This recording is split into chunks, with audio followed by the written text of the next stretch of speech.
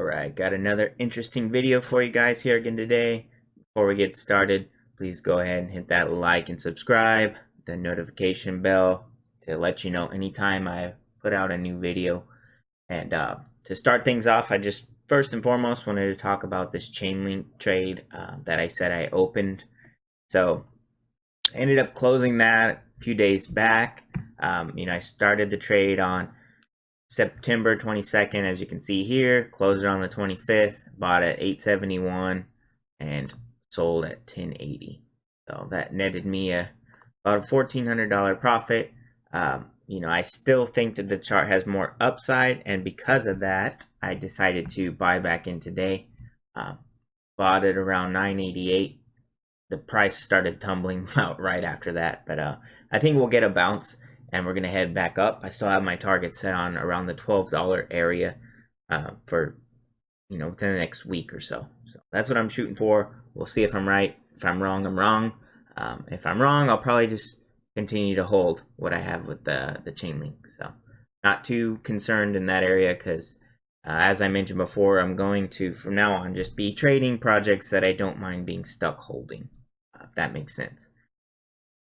But all right, yep, I ended up buying back what the same amount I had. That way I could just set aside my profits. So I did that. It was about $580 profit, and I got the chain link back all within a few days. So there you have it.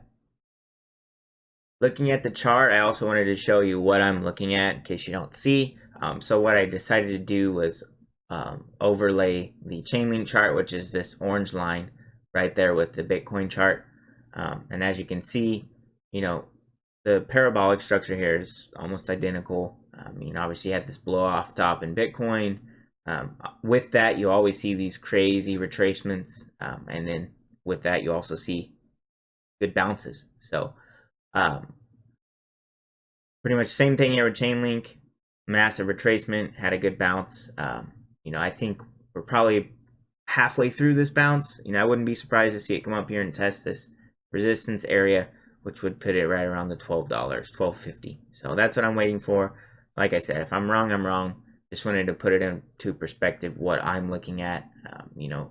These things overlay almost perfectly, and I'm going to trade it accordingly. All right.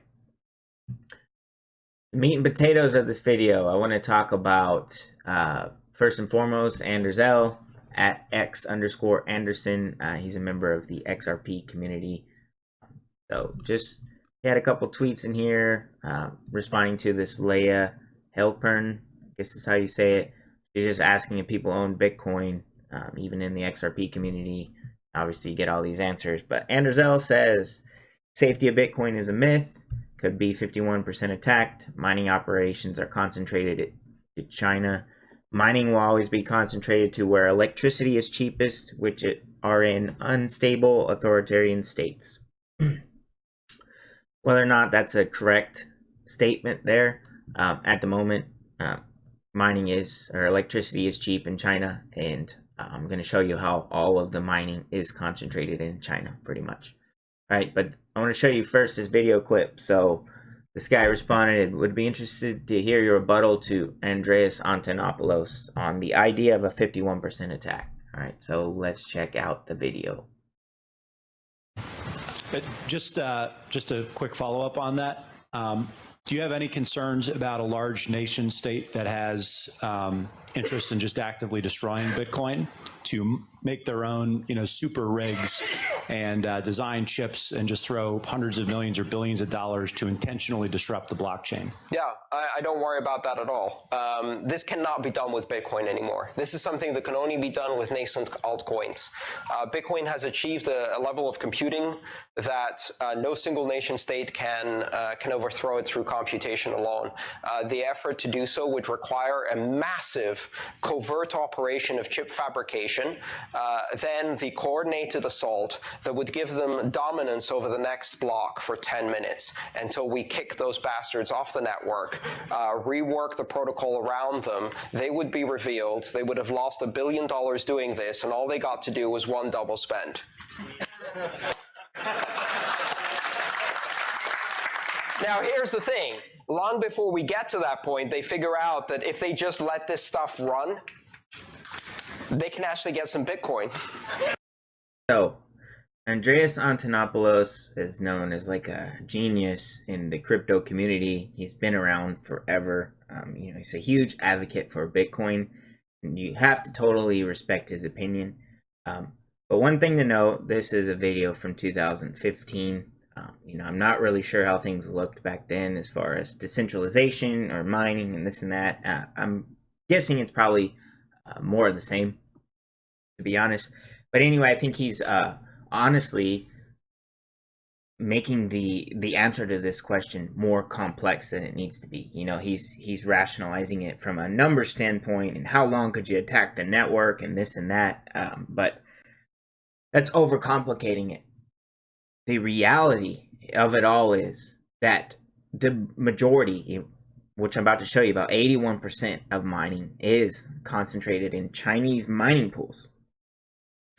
Now, if you want to try and tell me or argue with anyone that the Chinese government couldn't have some leverage there, if all the pools are concentrated in China, I think it's pretty obvious that they could definitely step in and do whatever they wanted to do to those pools if need be, whether it be, attack their electricity or, make Bitcoin illegal, whatever it is that they wanted to do, they could step in and do it to those mining pools, no doubt in my mind. So talking about how you would have to infiltrate the mining chips and this and that, it's just overcomplicated. It comes down to the pools being in China. China's government can step in and do whatever it is they want, in my opinion. But all right, I'm going to go through Bitcoin mining decentralization or centralization for the rest of this video. So try to stay tuned, check it out. I think you'll find it interesting. All right, so next up, first wanted to show you this, the pool distribution. Okay, so this is the Bitcoin mining pools like I'm talking about. This article last updated September 4th of this year. All right, so they said, before we get into the best mining pools to join, it's important to note that most mining pools are in China. There are about 20 major mining pools, broken down by the percentage of hash power controlled by a pool, the location of that pool's company. We estimate that Chinese pools control 81% of the network hash rate, roughly. So, you can come down here. They base this all off of the chart provided by blockchain.info. If you come here, look at the pools, understanding where all these pools are located would be in your best interest if you want to have a valid argument against Bitcoin decentralization.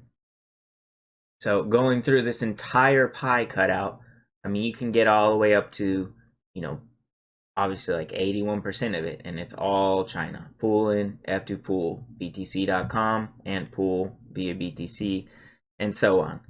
So the hash rate is controlled by China. There's not really an argument against that. So these are pools, though. Keep in mind. So you can be in the United States and join Chinese mining pools if you wanted to because of their payout structure or whatever. Okay, some of them are private, some are public. So pooling, for instance, public pool, based in China but have a website fully available in English. So I'm sure you could join that if you wanted to, no matter where you're at. So that doesn't mean that the hash power isn't decentralized. It just means that the pool is. But if the pool is where everyone is going to mine, then that's what's controlled. All right, but that's not to say that you couldn't just migrate to another pool, because you could. So I'll give you that argument, most definitely. All right, moving on. See what else I got here. Okay, I also want to show you the mining manufacturing is also centralized in China. So Bitcoin ASIC miner manufacturing domination. Bitmain and MicroBT battle for top positions. At the time of writing, there are at least 8 to 10 reputable mining rig manufacturers, including InnoSilicon, Strongu, Bitfury, and Pantech. However, the top dog mining rig manufacturers worldwide include the Chinese companies Bitmain, MicroBT, eBang, and Canon. These 4 firms dominate the globe's market share of SHA-256 miners, as most mining operations leverage machines made by these companies. right? And just to put it in a little picture for you, over here, the green, yellow, red, and blue squares are all Chinese mining manufacturing companies. So what is that? Down to like 90 something percent, I would guess, is all controlled by China. So they create the chips, and not only that, they use the equipment first. So they run up the hash rate and the difficulty of Bitcoin mining, and then they sell it to everyone else, basically. That's how it works right now, for the most part.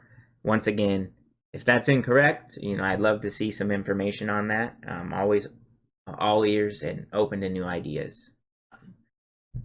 Not to get on too big of a tangent either, I find it very interesting that people want to be in the cryptocurrency space while simultaneously not having an open mind.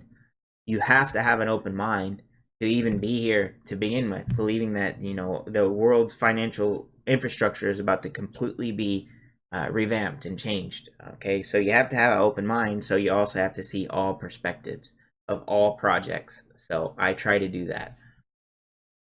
All right.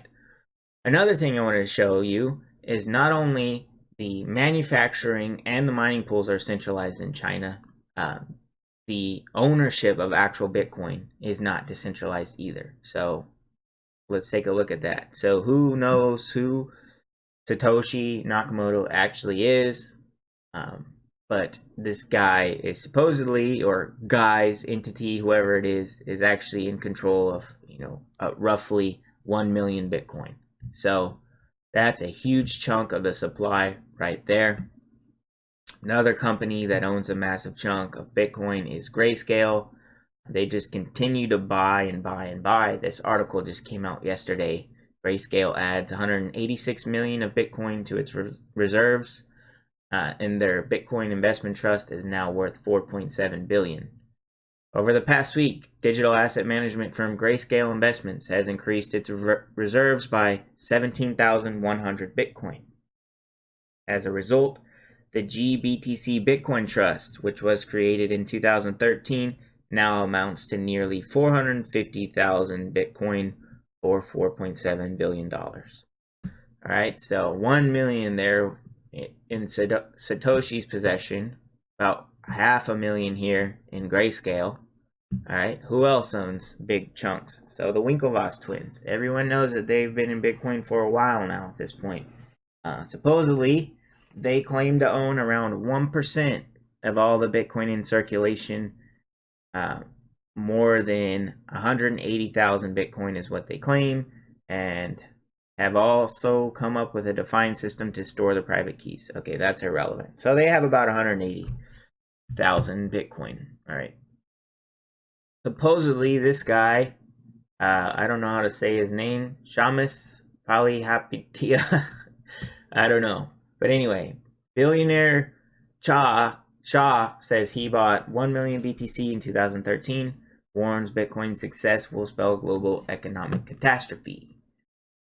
He views Bitcoin as financial doomsday insurance. The 43-year-old billionaire, venture capitalist, and chairman of spaceflight company Virgin Galactic said on the Unchained podcast that investors should apportion 1% of their portfolio to BTC and simultaneously hope it never pays off. All right. So he's saying betting on Bitcoin is betting against the world, but that he has some anyway as insurance. All right. But the main thing to note is he's claiming that he's bought 1 million of it. I'm not sure if he sold any on the run up in 2017. Maybe he did, maybe he didn't. But for now, we're just going to have to count it, in my opinion. So there's another million there. All right. So quick little chart totaling all these up to show you what does this look like. So we've got Satoshi at 1 million, the billionaire guy at 1 million, Grayscale at 450,000, and the Winklevi at 180,000. So just quickly researching who owns what, you can find a pretty good chunk to start off. All right, so that totals about 2.6 million Bitcoin, which equates to 14.22% of the entire supply, and that is just 4 people I've found quickly throwing this all together for you. All right, and if you come over here to the Bitcoin rich list, you can see where the distribution is by address. So I just found it interesting to take the top 2,192 addresses. It's just these first three lines right here. And if you total all those together, you get 7.9 million Bitcoin, which equates to 42.73%. So 2,192 addresses owns 42% of all the Bitcoin in the world. So these addresses are most likely